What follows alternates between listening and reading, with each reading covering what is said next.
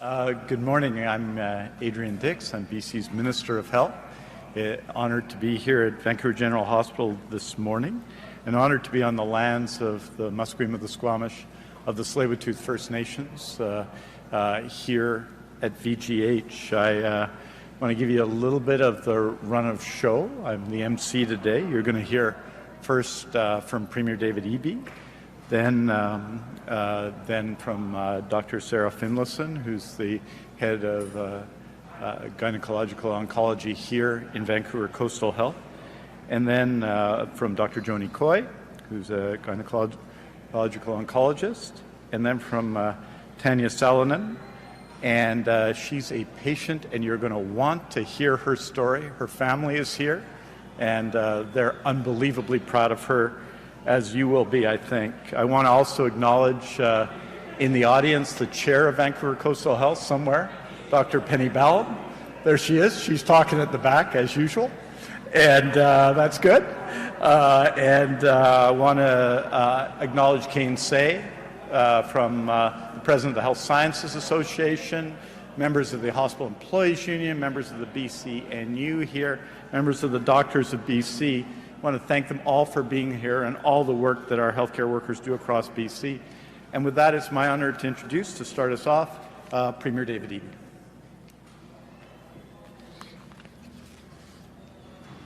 Thank you, Adrian. Nice to see everybody here today. I suspect there are some people here who had an extraordinarily long night. And I wanted to thank all of the staff who are here who faced the brunt of a computer outage that has struck internationally, and who spent extra time supporting patients and minimizing disruption here at VGH and across the healthcare system. I'm going to start off my remarks today by providing a brief update as we understand things at the provincial level in terms of the impact of that computer outage in British Columbia right now. Generally positive news. We've confirmed that for emergency management and climate response programs, that their response operations related to emergency management across the province is fully operational and unaffected. The regional emergency coordination operations centers faced a brief disruption with their call center, which has since been resolved, but maintained full operational status throughout, important for wildfire and other emergency response. And the BC Wildfire Service is reporting no impacts to their operations, which is very positive news given the challenging wildfire situation we're in currently and that it looks to get worse over the next few days.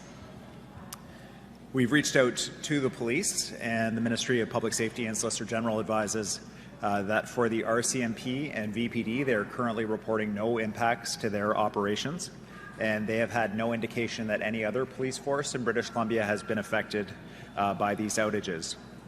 We've also been advised by ECOM, which is the organization that runs 911 services for British Columbia, that there are no impacts to 911 services in British Columbia. 911 has been affected in some jurisdictions in North America. Thankfully, so far, British Columbia remains unaffected. And also, paramedic and ambulance service in the province remains unaffected by the outage. In terms of impacted sectors, we have an MCFD central call center, the Ministry of Children and Family Development central call center, that is slightly delayed but still operational as a result of the outage. The British Columbians that are counting on seeing their BC family benefit today in their bank accounts, there may be a slight delay. This is administered by the Canada Revenue Agency for British Columbia, and their operations may be affected by this, and so there may be some delay in seeing that in your bank account. And then finally, for healthcare, as I started off the remarks at the beginning, there was a crack team of IT professionals who worked throughout the night on healthcare IT systems to minimize impact to patients, but also the staff here. That's health sciences professionals, doctors, the entire team that keeps the hospital running, pivoted to work on paper last night. And operations went ahead as planned this morning, despite the outage. And I just want to, again, express my appreciation to the Minister Dix, who will be able to provide additional details on health as required going forward. So with that said, on to the subject matter of what we expected to be talking about this morning, which is a very positive news, a piece of very positive news about the province's work to improve cancer care for everybody in British Columbia. Joining us here today are some doctors that have done some pretty remarkable work in the area of gynecological cancer surgery and treatment. And I would like to specifically thank Dr. Finlayson, who's up here with us today, for her work on today's announcement and her assistance in getting us to this point. And also we're joined by Dr. Khoo and Dr. Chan, who supported Tanya, who is here to share her personal story about cancer treatment in British Columbia and how this announcement affects her and her family. I had the opportunity to meet her whole family, lovely crew, including her unusually tall son, Kyle. We went back to back. I've currently got the edge on Kyle right now, but he's still growing, so it may not be for long. Meeting Tanya's family, I just reminded of how devastating a cancer diagnosis can be. When you think about what that means for family life, the disruption, the fear that comes with that. And regardless of where you are in British Columbia, you deserve that high quality access to cancer care that we all expect. As close to home as possible, where you have the support of family and friends. Now, our healthcare system's under strain. I was just out in Halifax meeting with premiers from across Canada, from the territories, from every single province in this country, and the situation is similar across Canada. We're facing rapidly growing populations in Canada. British Columbia is no exception. We're adding about 15,000 people a month based on our most recent data. And the healthcare professionals that we rely on are retiring. We're seeing people leaving healthcare. So when you have a growing population and you have healthcare professionals that are reaching the end of their careers, there is a very obvious reckoning that comes, and certainly we're seeing that across Canada. For British Columbia, we are doing things differently. We do not believe that the answer to this problem is cutting hospital budgets, is cutting the healthcare system. We believe that now is the time to ensure that we're building the new medical school to train doctors in British Columbia. We're building programs to be responsive, that are innovative to prevent people from ending up, for example, in the gynecological cancer ward. But if they do, that there is responsive treatment for them available across the province. We have seen an almost 50% increase in gynecological cancers in British Columbia in the last 10 years. More than 2,000 people affected in a year, which is a dramatic increase. So we've looked at two specific ways to address this. One is you were part of and probably heard our announcement about preventing gynecological cancers through at-home screening to prevent cervical cancer, and our goal to eliminate cervical cancer through vaccines and through at-home screening over the next few years. But for now, making sure that there are additional resources available for surgery and for treatment when people do face that terrifying diagnosis. Currently, we have 2 specialized gynecological cancer centers in British Columbia. There's one in Vancouver and one in Victoria, full of hardworking medical professionals who have been under huge strain. We have seen this increased demand for cancer treatment in the province. And the doctors, the nurses, the health science professionals, and others who have been working in these centers have been trying to respond with a similar level of resources. Well, I have very positive news and an expression of gratitude for those doctors who helped us to be able to make today's announcement. We are announcing today that we will be opening new gynecological cancer surgery and treatment centers in Kelowna and in Surrey. This means hiring more healthcare workers to support people who are facing this diagnosis, and it means nearly doubling the number of gynecological oncologists in British Columbia. Just to give you some perspective about what this means, we have 8 gynecological surgeons in British Columbia. We will be adding an additional 7 surgeons for this highly specialized area of cancer care. This means not just that we'll be adding the 2 new centers in the province, but also that we will be expanding the current programs that already exist in Vancouver and Victoria. It is critical the government takes action to support British Columbians facing a cancer diagnosis, and this is one of the ways in which we can ensure that people get the care that they need. And it's part of the largest capital investment in BC history into our healthcare system, expansions or new hospital builds across the province, and our Cancer Care Action Plan, which includes hiring 92 new cancer care doctors, 4 new cancer care centres in Burnaby and Kamloops, in Nanaimo and in Surrey, CAR T cell treatment for cancer patients so that people don't have to leave the province to get that care anymore, as well as travel supports for patients in rural British Columbia to be able to access advanced cancer treatments in major centres. In addition to our cancer work, we're also engaging in transformational change in our healthcare system as a whole. We added 900 doctors and 6,500 nurses last year alone, and 70,000 people since last year have connected with Family Doctor via our new Health Connect registry. There's no question that hearing the words "you have cancer" are words that that nobody wants to hear. But if you do hear those words, we want you to know that in British Columbia, we will provide the care that you and your family need and deserve at that time of incredible anxiety. And that care will be coming from a team of world-class professionals who are respected around the world for what they do. With that, I'll pass it back to Minister Dix and look forward to your questions at the end. Thank you.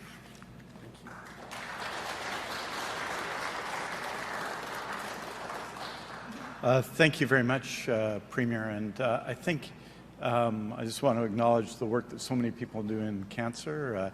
John McCarthy, the BC Cancer Foundation, are here and supportive of everything we do. The McCarthy family is. I like it. You can't say McCarthy without family, right, John? I want to thank you and for all that you do for cancer. Also, Dr. Kim Chi, who's our medical lead, the head of the BC Cancer Agency, is here right over there. And Kim does extraordinary work, not just in research but in leading the agency, but for patients every single day. What the Premier has announced is truly significant. We've seen an increase, as the Premier said, in the last decade of 50% in diagnoses of gynecological cancer, 31% in 2 years in procedures.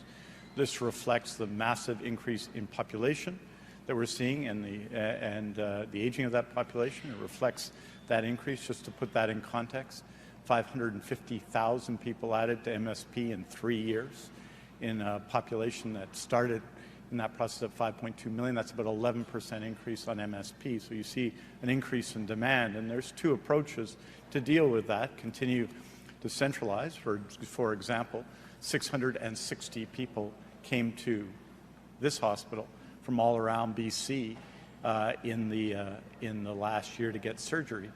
We need, I think, to also provide care closer to home.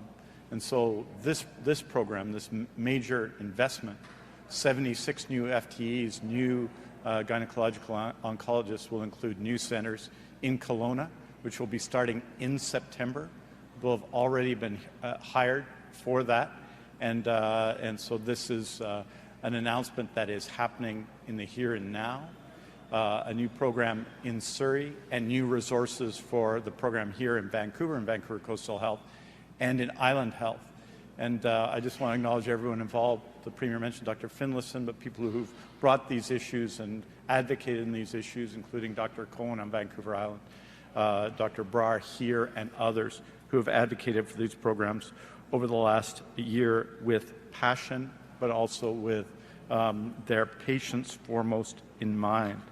So with that, it's my honor to introduce Dr. Sarah Finlayson, the head of gynecological oncology here in Vancouver Coastal Health, to say a few words.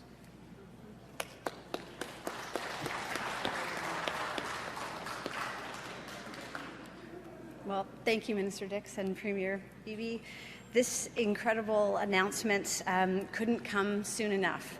I ask you all to imagine every day having to tell someone that not only that they have cancer and they need surgery in 2 weeks, but that they can't get that surgery for 2 to 3 months, and that they need to travel long distances to Vancouver to have that surgery. This has been an excruciating time for our patients, but as you've heard, brighter days are ahead, and I am so excited about this announcement. This new program in Kelowna, for example, and the additional surgeon in Victoria, it's a big win for women across BC. First and foremost, it will allow women in the interior right away, starting in September, to receive expert cancer care closer to their home community, no longer having to travel great distance to Vancouver, away from the support of their family and friends, to have this, once-in-a-lifetime scary surgery. Starting in September, a woman in Vernon will be able to have the same access to care as a woman in Whistler or Burnaby, as it should be. But secondly, this additional OR time in Kelowna and Victoria and Vancouver means that all women in BC will see improved wait times for cancer surgery. This expansion means better care for all our mothers and sisters and friends and daughters. The expansion of gyne-oncology throughout our province will be a career highlight for me personally. The opportunity to work on something so impactful was incredibly memorable. I had the pleasure of working with some fantastic people in the process. Many folks contributed to the absolute extraordinary feat of building and launching a new program in Kelowna in less than 6 months. It required cooperation across all health authorities and the ministry.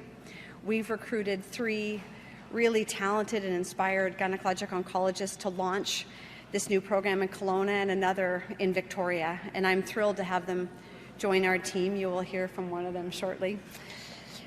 Many people helped with this project, and I know you should never, I've been told never to try to make a list of people to thank for fear of missing someone important, but I'm going to take the risk today and thank 3 women who were pivotal to this announcement. We couldn't have accomplished this without Andrea Bission, Vivian Eliopoulos, and Dr. Penny Ballum. They understood the crisis and the mission. They moved mountains to make this happen, and they brought it across the finish line in record time. And to my amazing colleagues in Vancouver and Victoria who provided steadfast patient care in a strained system, I will be forever proud and grateful. This expansion marks the beginning of delivering better care to our future patients. Having cancer is scary enough. When they face this diagnosis, women should expect to receive expert, timely care close to the support of their family and friends.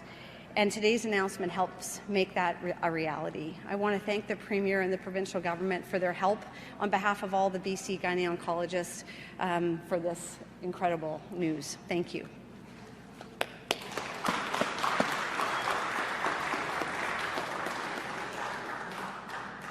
Thank you very much, Sarah. Now it's honored to introduce someone that people are going to be introduced to in Kelowna very soon, gynecological oncologist Dr. Junie Khoo Yu-Yen, or Khoi, I think.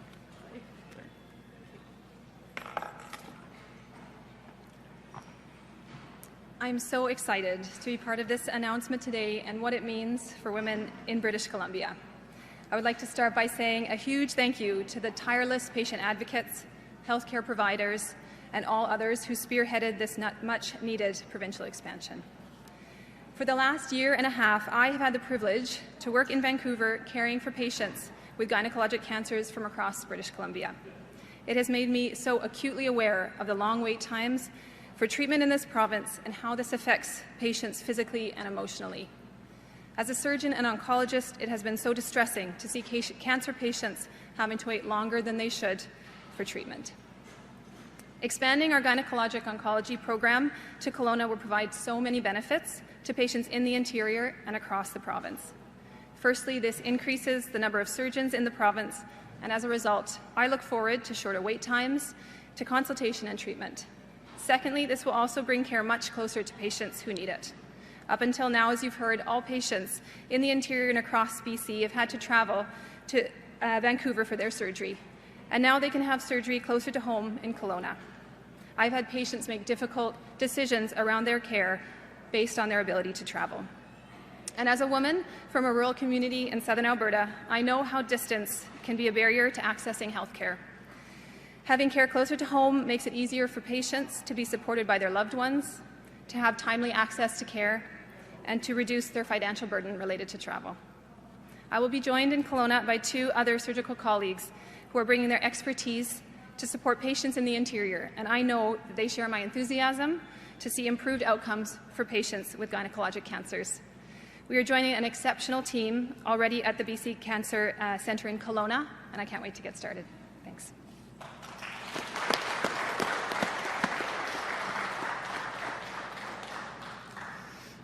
And finally, it's up to you, Tanya. To finish off, Tanya Solomon is a patient and really has a remarkable story to tell. And I want to introduce Tanya to say a few words. She's the closer here today. She's at this concert, you're the Rolling Stones, I think. That's how it works. Okay. Something like that. It's good to see you. I'd like to introduce Tanya to say a few words.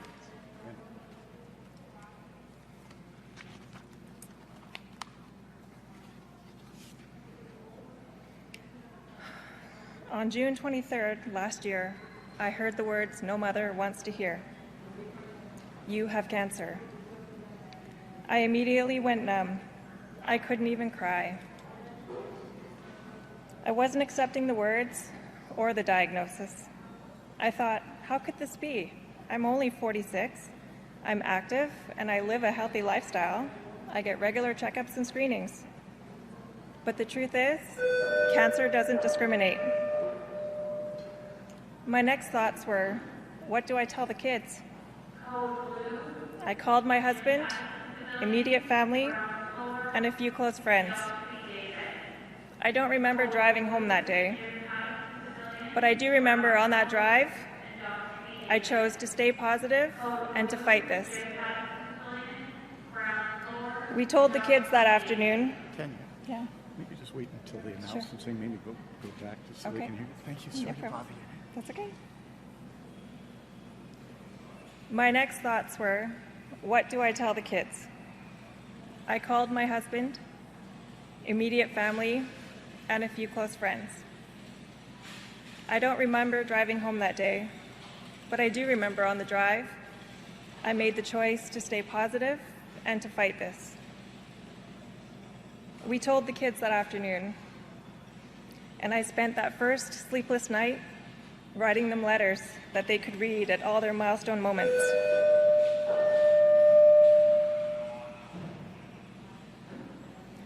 For me, being diagnosed with cancer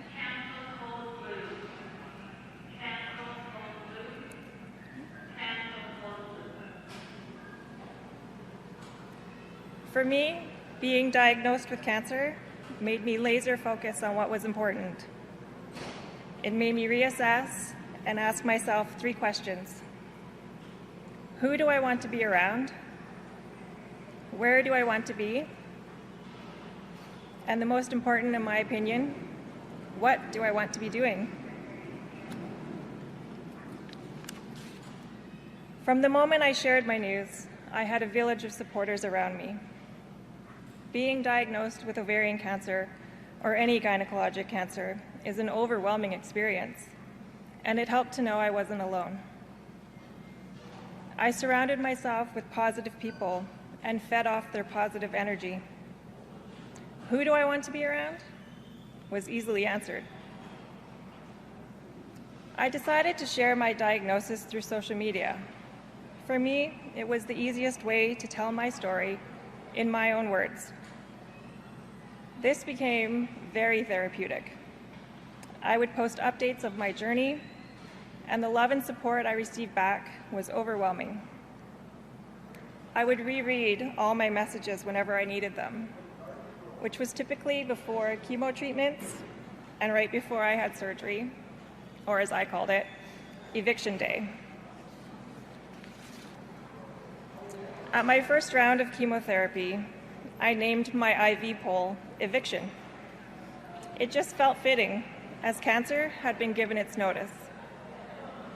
My nurses loved it, and it created such a positive and happy environment around me, which answered question 2, where do I want to be? in the care of BC Cancer and my oncologist, Dr. Teresa Chan. From our first meeting with Dr. Chan, she made us feel informed, comfortable, and at ease that we were in good hands. 2 days later, she had me in a chemo chair, receiving my first treatment. On January 11th this year, after 6 rounds of chemotherapy and abdominal surgery, Dr. Chan gave my family the news: I'm in remission. We are forever grateful to her, BC Cancer, and the surgical team here at VGH for all their amazing care. For someone who doesn't sit idle well, recovering from surgery was my biggest challenge. It was hard allowing others to step in and do the things I always did. So I did what I could do. I followed my oncologist's advice to a T. I continued to educate myself, and I watched way too much Netflix. I kept a medical journal and wrote everything down so I could reference it, but mostly so I could help someone else down the road. It's during this recovery that I truly found the answer to my third and most important question. What do I want to be doing? Simple. I want to help others, which is why I am so incredibly grateful to be here today. I want to share my experience and knowledge with other women navigating a new and scary diagnosis. I initially shared my story with BC Cancer last January. In that moment, there were a few negative stories being shared, and I didn't want other women facing this feeling discouraged or defeated. I wanted them to hear a positive story and know that they're not alone. Lastly, if I may take this opportunity to thank my family and friends for all their support. My kids, Kyle and Aubrey,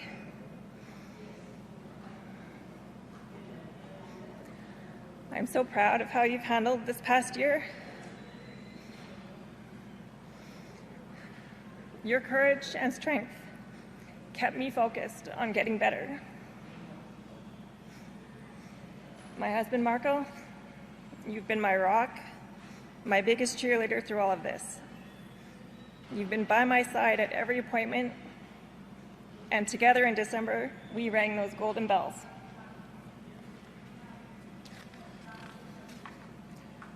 Yesterday was our 20th wedding anniversary, and it brought a whole new meaning too, in sickness and in health. Today, it's my turn to be your cheerleader. This September, Marco will be riding with Cops for Cancer and the Tour de Valley team.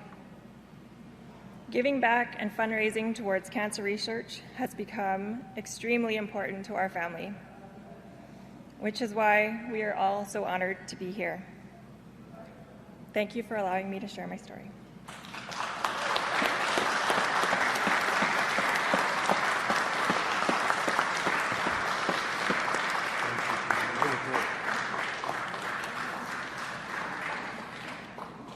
Thank you so much, Tanya.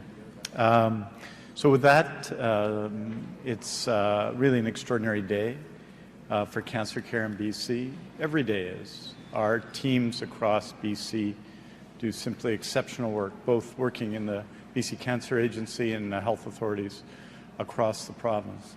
Today's announcement expands out the care we need, allows us to deliver care to people who need it.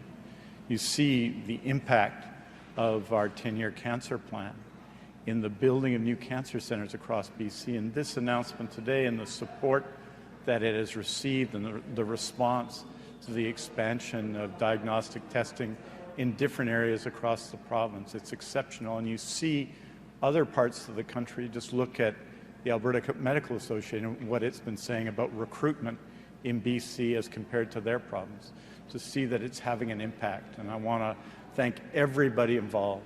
And finally, I just want to thank all of our healthcare workers today in particular.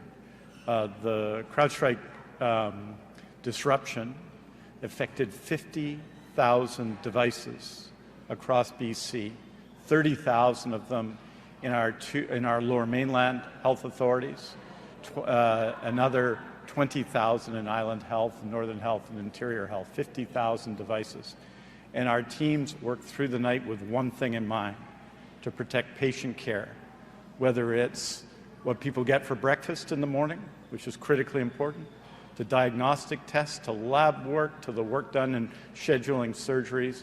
All of that briefly went to paper and back, and our teams did an exceptional job, and it's a tribute to what they do in the face of all the challenges they have every single day.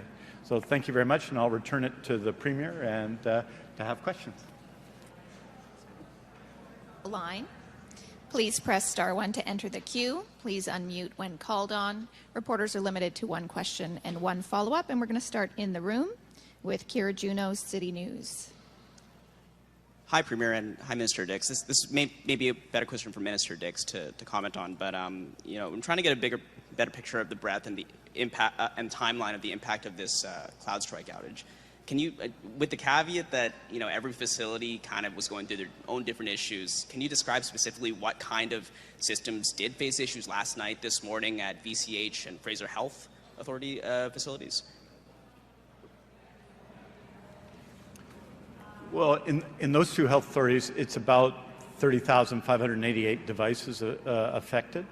So it affects everything from, for example, all the dietary orders that people would get at this and other hospitals. It affected the Cerner system here, and lab work and scheduling. And so obviously you then transition to more paper-based models briefly, and then that has to go back into the system.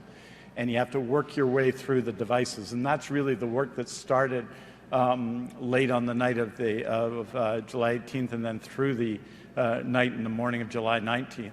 So it was IT people, but then it's all of our healthcare workers having to adjust their daily task in such a way as to avoid impacts to patients. And I'm very proud of them. I mean, these are the, you think when something like this happens, well, we've got challenges already. We don't need this. But people stepped up and really did their work. But it has a profound effect on everything, and you have to immediately adjust. Everybody working in the system has to immediately adjust, and they did that in this case. We do have a very IT-based system now, which is good for patients and good for staff, but when this happens, you have to be able to adapt, and our teams across the health authorities really did a good job in that.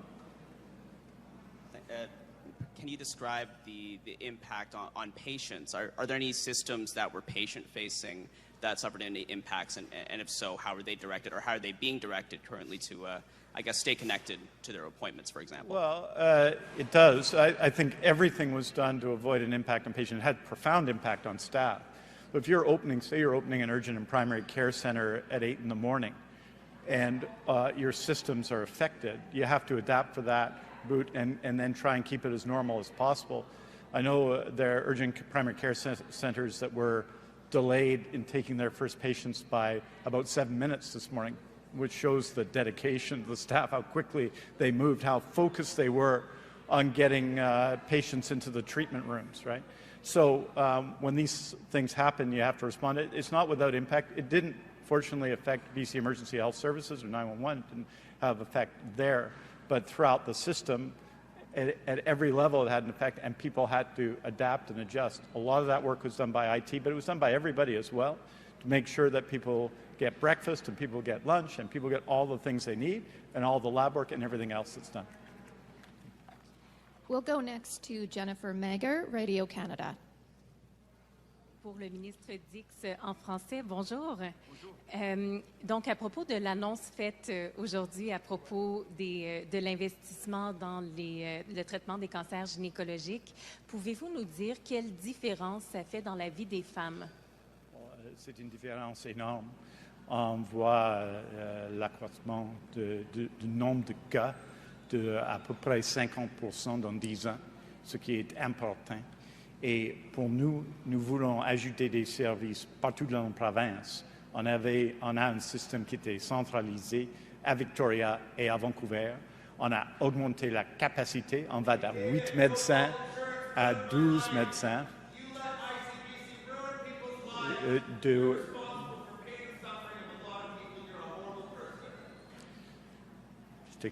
Donc, on est allé de 8 médecins. Je vais juste prendre une minute, si vous voulez.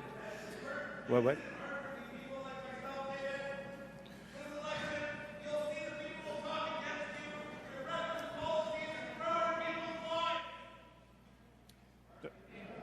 Donc, ce qui était le plus important, c'est d'ajouter 76 personnes dans le système, y compris 4 nouveaux et nouvelles oncologistes gynecologiques qui ont été ajoutés dès maintenant, y compris 3 à Kelowna. Donc, c'est extraordinaire. Ça va réduire les périodes d'attente, mais ça va ajouter des services et nous préparer pour l'avenir parce qu'avec une telle augmentation de la population, on va avoir bien entendu plus de cas dans l'avenir. Donc, on se prépare pas seulement pour aujourd'hui, mais pour demain aussi. Pour cette réponse, ma deuxième question est à propos de la panne dans les services technologiques qu'on a connus hier. Oui. Donc, quelles sont les conséquences de cette panne-là? Quelle est la situation maintenant et est-ce que c'est résolu? C'est pas résolu. Il va falloir le week-end parce qu'on est allé de nos 50 000 dévices qui ont vu un effet. Donc, il fallait faire un changement, un système fondé sur le papier pendant plusieurs heures. Et puis, il faut, bien entendu, remplir le système avec tous ces détails-là. Donc, il va falloir au moins un travail pour le week-end. Mais nos équipes ont fait un gros travail pendant toute la nuit pour faire en sorte que la vie et les vies des patients n'étaient pas trop influencés par ce qui s'est passé. Et je pense qu'ils ont fait un travail extraordinaire, que ce soit des petits déjeuners ici à l'hôpital, que les services de la santé primaire, vraiment nos équipes ont fait un travail énorme pour protéger nos patients qui ont d'autres problèmes, bien entendu, de l'effet de ce qui s'est passé avec CrowdStrike. Merci.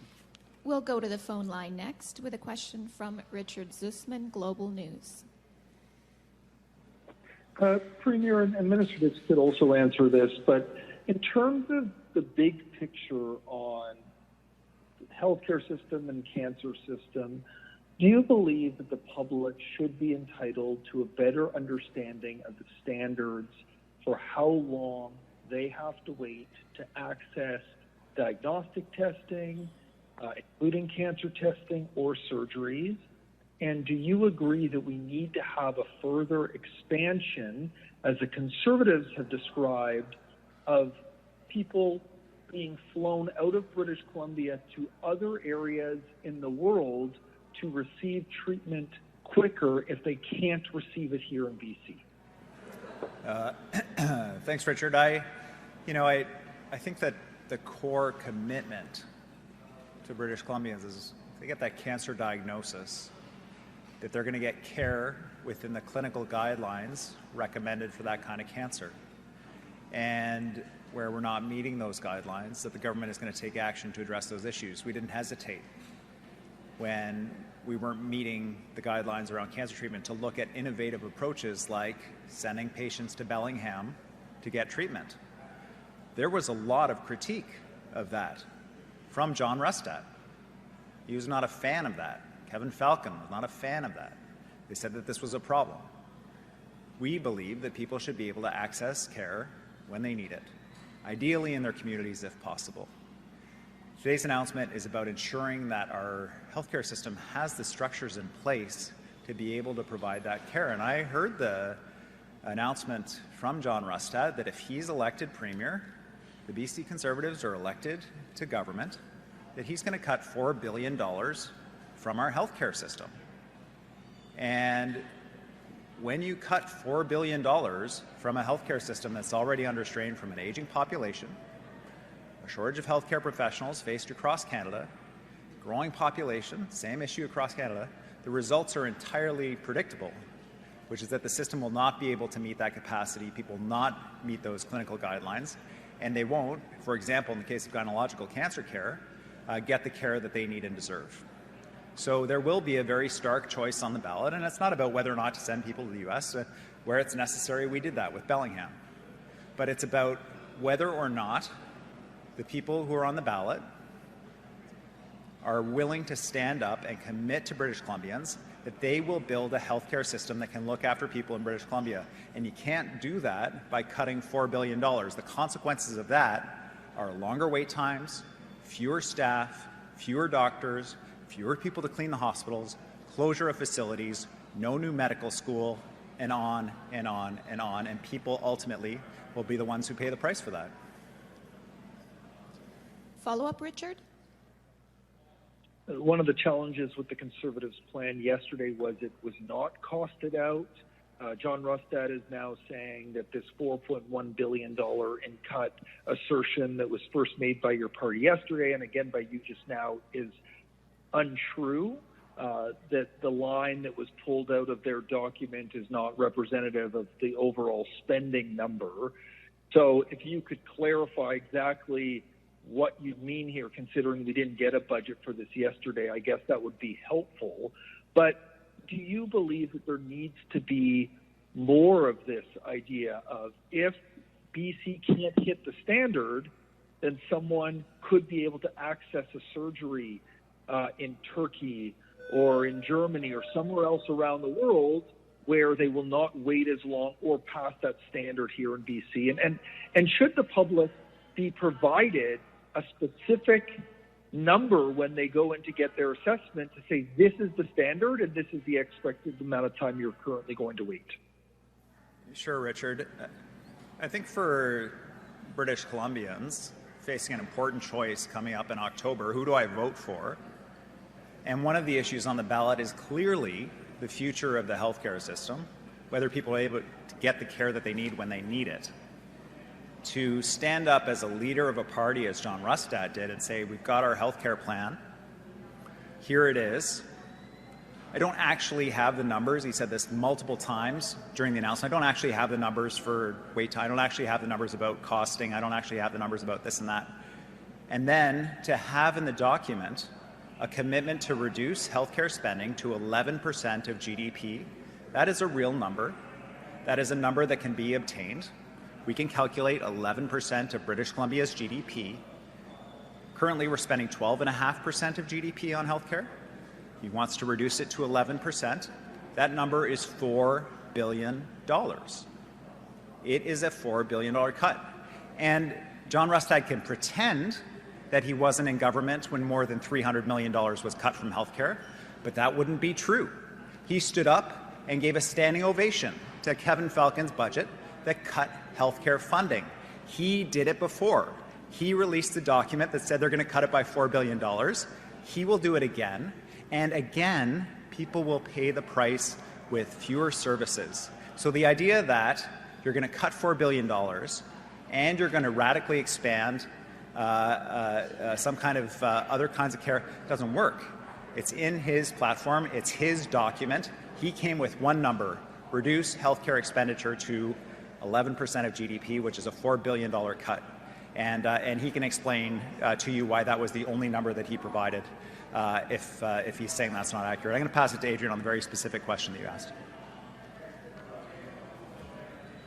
Well, how you improve cancer care, and this is another contrast, is build new cancer centers. And we're building one in Burnaby, and we're really proud of that. McCarthy family was a big part of that. They've needed one in Burnaby for a long time. We're building one in Surrey. The BC Conservatives oppose building a cancer center in Surrey. We're building one in Kamloops. They oppose building one in Kamloops. At least I think they do. It's unclear, they believe. We're building one in Nanaimo.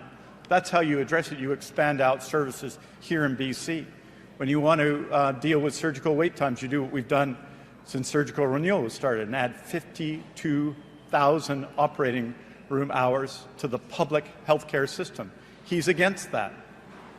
So the contrast is profound.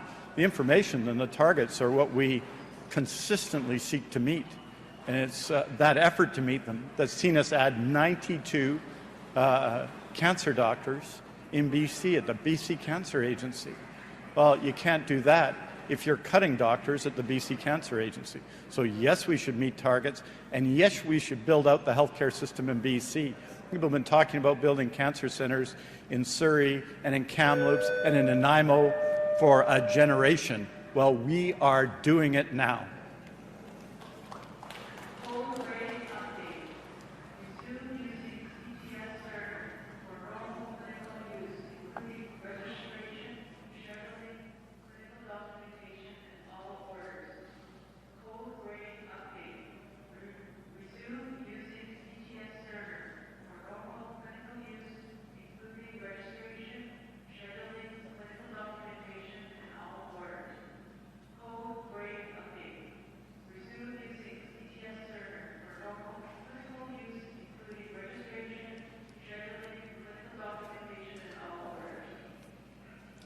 We'll go next to Katie DeRosa, CBC.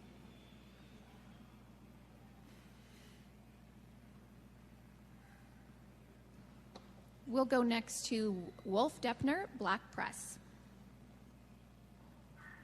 Thank you for taking my question.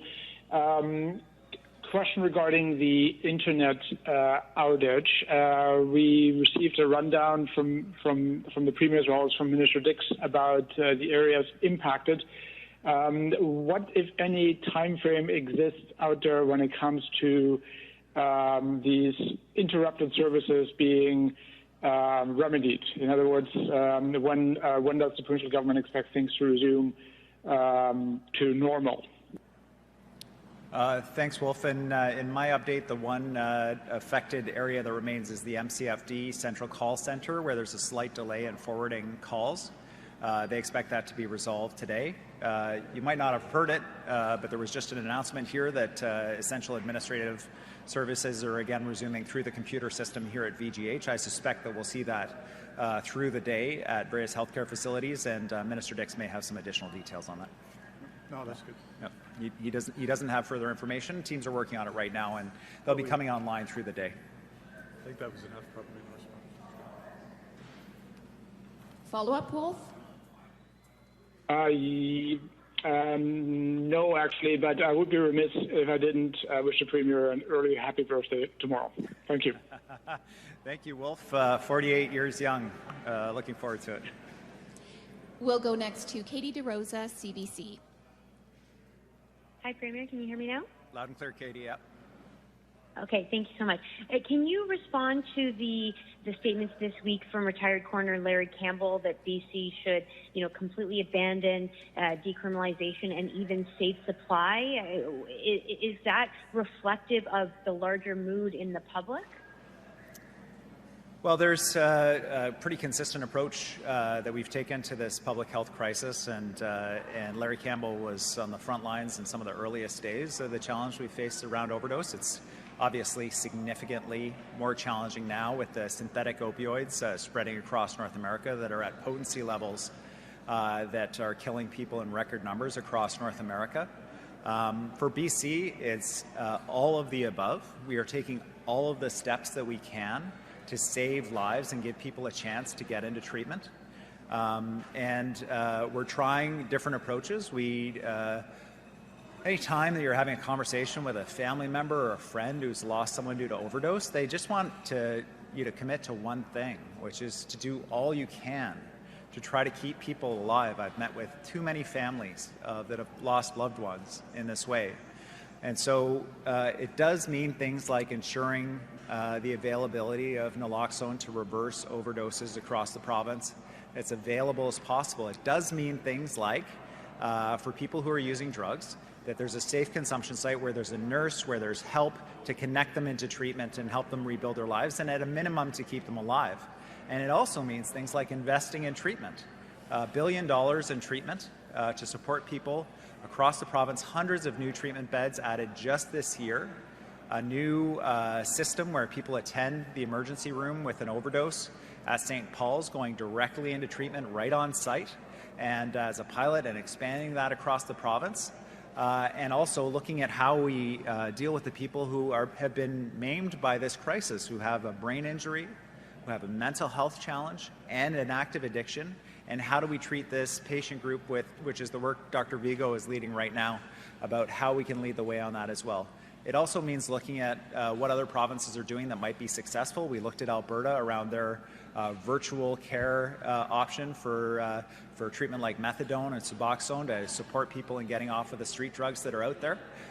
Anything we see that's working, we're going to do it. Anything we see that's not working, like decriminalization, we're going to roll it back and make sure we're ensuring safe communities for everybody, and we're going to take a different tack. So I, as always, appreciate the advice of so many professionals, former Coroner Campbell, the Chief Public Health Officer, and others. And my commitment to British Columbians is we will do all we can to ensure both safe communities and that we're keeping people alive as best we can and giving them an opportunity through treatment to rebuild their lives. Follow-up, Katie? And yes, as a follow-up, regarding cancer, another cancer that's quite common in women, will BC lower the screening age of breast cancer? And is there a requirement for people who try and book themselves?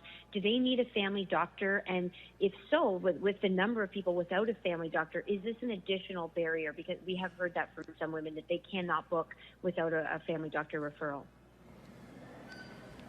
The answer to the latter question is no. As you know, Katie, we've seen an increase now since the new payment model of 831 family doctors across BC. Obviously, it's desirable that people get family doctors and nurse practitioners, and we are leading the country in the recruitment of those. With respect to recommendations about treatment, they come from our clinical experts, and we rely on people such as Dr. Finlayson and Dr. Chi to make those recommendations, and then we implement them in BC. We have time for one more question. We'll go next to Ashley Jonu, Canadian Press. Hi, this is a question I suspect for Minister Dix. I'm just trying to wrap my head around the outage and how hospitals were impacted with these 50,000 devices.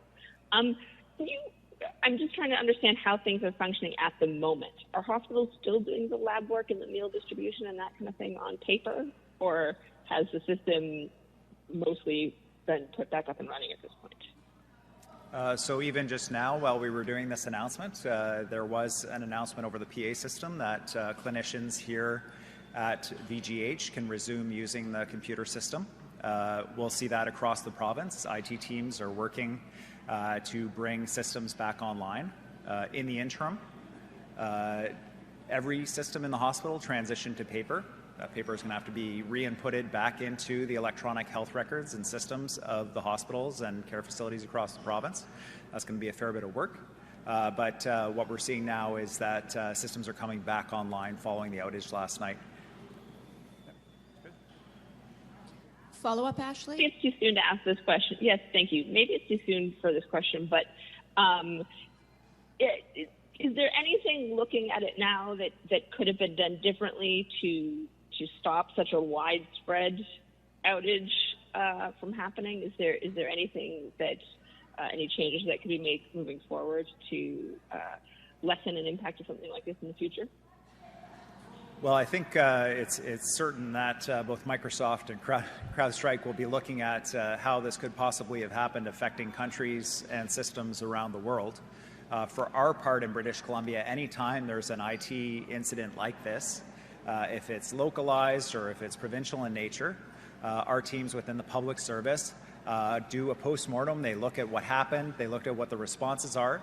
This will be taking place, obviously, at the health authority level within the Ministry of Health, but across government, as we look at what happened, how we responded, what systems went down, and whether there's a way for us to minimize those kinds of impacts in the future. It's a routine thing when we do these. This is obviously, though, not a routine incident, and so it's an opportunity for us, again, to make sure that our systems are as robust as possible to support British Columbians, regardless of where they are or what the system is or services that they're looking for.